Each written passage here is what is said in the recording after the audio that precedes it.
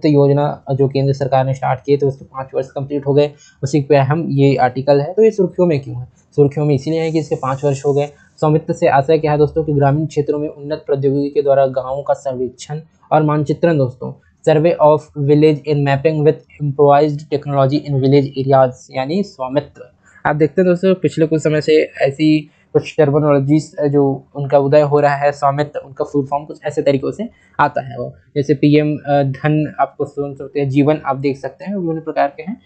लेकिन इसका मुख्य उससे आशा है दोस्तों कि गांवों का सर्वेक्षण करना और उनका मानचित्रण उपलब्ध कराना।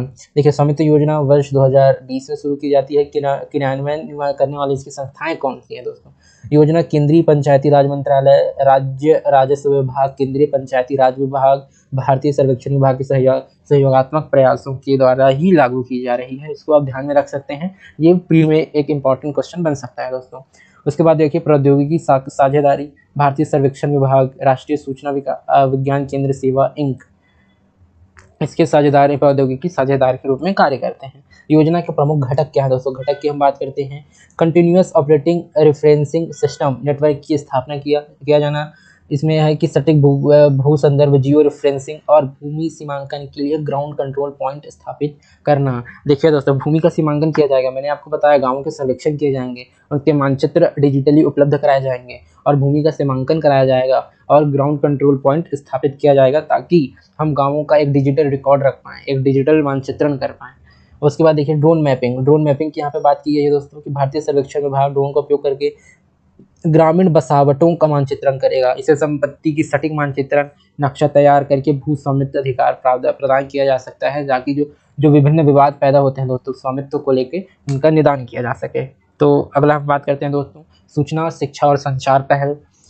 ये उसी का घटक है दोस्तों, स्वामित्व के ही घटक है सूचना शिक्षा और संचार पहल। इसमें कहा गया है जागरूकता कार्यक्रम में से स्थानीय आबादी को योजना के तरीकों और लाभों के बारे में शिक्षित किया जाता है। देखिए ग्राम मानचित्र में सुधार, ड्रोन सर्वेक्षण से ज्यादा डिजिटल स्थानीय डेटा ग्राम पंचायत विकास योजना बनाने वाले विश्लेषणात्मक टूल्स को सशक्त बनाता है। इस प्रकार आप स्वामित्व योजना के घटक और उसके महत्व को भी आप इसको रेखांकित कर सकते हैं। योजना के कुछ उद्देश्य हैं, वैसे तो आपको इस डिस्कशन से पता चल गया होगा कि इसके उद्देश्य क्या हैं, लेकिन फिर भी मैं और आपको ये बताना चाहूँगा कि इसके उद्देश्य क्या हैं। इसके उद्देश्यों में आप देख सकते हैं दोस्तों कि ग्रामीण नियोजन के लिए सटीक भूमि अभिलेख हमको प्राप्त होना होगा इससे।